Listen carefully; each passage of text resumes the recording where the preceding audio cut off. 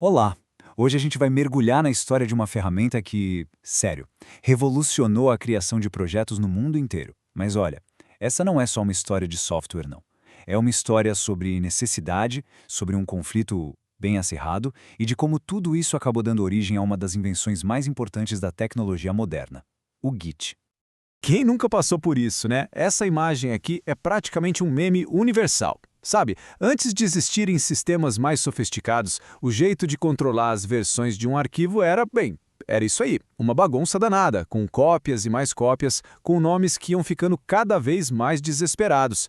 Era um método simples, claro, mas, nossa, era um convite ao erro. Muito fácil de se perder, de apagar o arquivo errado sem querer, ou pior, de sobreescrever horas e horas de trabalho. Então, para resolver esse caos todo, surgiu o conceito de controle de versão, o tal do VCS. E a ideia, olha, é genial de tão simples. É ter um sistema que registra cada alteração em cada arquivo com o passar do tempo. Isso não só permite que a gente volte para uma versão anterior se algo der errado, como também ajuda a entender a evolução completa de um projeto, sabe? E olha, tem um mito de que isso é coisa só de programador, né? Mas a verdade é que qualquer pessoa que trabalha com arquivos digitais pode se beneficiar, e muito. Pensa só, um designer criando layouts, um escritor trabalhando num livro, todo mundo ganha. Ter um sistema desses significa, no fim das contas, segurança. É aquela tranquilidade de saber que dá para recuperar qualquer versão do seu trabalho a qualquer momento. Certo. Então, com esse problema do caos de arquivos bem estabelecido, qual foi o primeiro passo? Qual foi a primeira tentativa de verdade para organizar essa bagunça? A resposta estava bem ali, nos sistemas locais. Os primeiros sistemas de controle de versão, como o tal do RCS, funcionavam de um jeito bem local mesmo. Tinha um banco de dados ali na própria máquina da pessoa que guardava todo o histórico. E, olha, já era uma melhoria gigantesca comparado a ficar copiando o arquivo na mão. Mas tinha uma limitação bem crítica. A história inteira do projeto ficava vulnerável, presa num computador só. E essa limitação toda já nos leva direto para o próximo grande desafio, né? Como é que você trabalha em equipe desse jeito? A solução? Centralizar. Surgiram sistemas como o Subversion e o Perforce, que criaram um servidor central onde ficava guardado o projeto inteiro e todo o seu histórico. Aí, todo mundo da equipe se conectava a esse servidor para baixar a versão mais nova dos arquivos e para mandar as suas próprias mudanças. Pronto, finalmente a colaboração começou a ficar viável, mais organizada. Só que esse modelo centralizado tinha uma tensão bem interessante. Por um lado, puxa, a colaboração ficou muito mais fácil e quem administrava tinha controle total. Mas, por outro, o risco era enorme. Ele tinha um único ponto de falha. Pensa bem, se o servidor central caísse, o trabalho da equipe inteira parava. E o pior cenário de todos, um problema no HD do servidor podia apagar o histórico completo do projeto. Para sempre.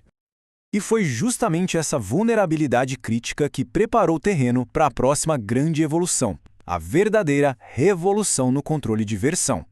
E é aqui que o jogo vira. Nos sistemas de controle de versão distribuídos, os DVCS, cada pessoa da equipe não baixa só a última versão dos arquivos. Não. Cada um tem um clone, ou seja, uma cópia completinha de todo o repositório, com todo o histórico junto na sua própria máquina. Essa abordagem resolveu o problema do ponto de falha único de um jeito brilhante.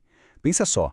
Mesmo se o servidor principal saísse do ar, as equipes podiam continuar trabalhando numa boa, porque cada pessoa tinha um backup completo ali na sua máquina, e essa flexibilidade toda abriu as portas para jeitos de trabalhar muito mais poderosos.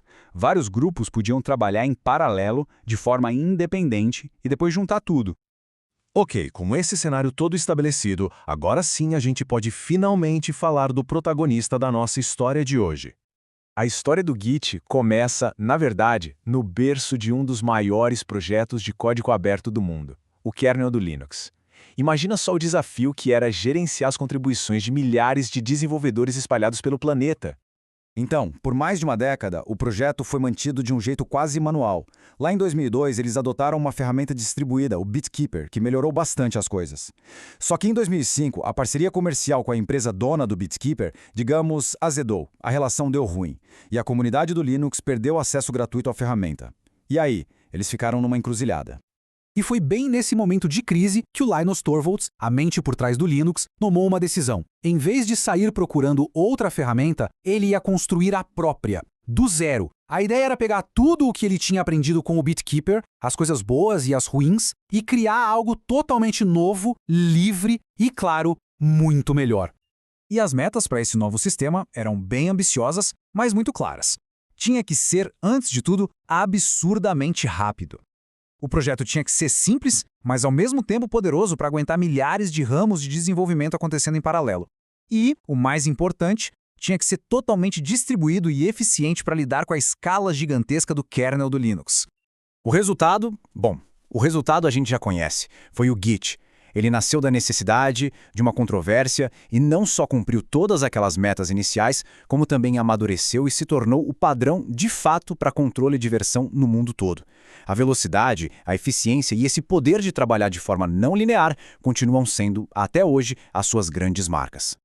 E é assim que a gente encerra essa nossa breve viagem pela história do Git. Uma ferramenta que começou para resolver um problema bem específico lá do Linux e acabou virando um dos pilares da tecnologia moderna. Isso tudo deixa uma pergunta no ar para a gente pensar, né? Se essa filosofia de colaboração distribuída e de controle de versão transformou o jeito de criar software, o que mais ela pode transformar?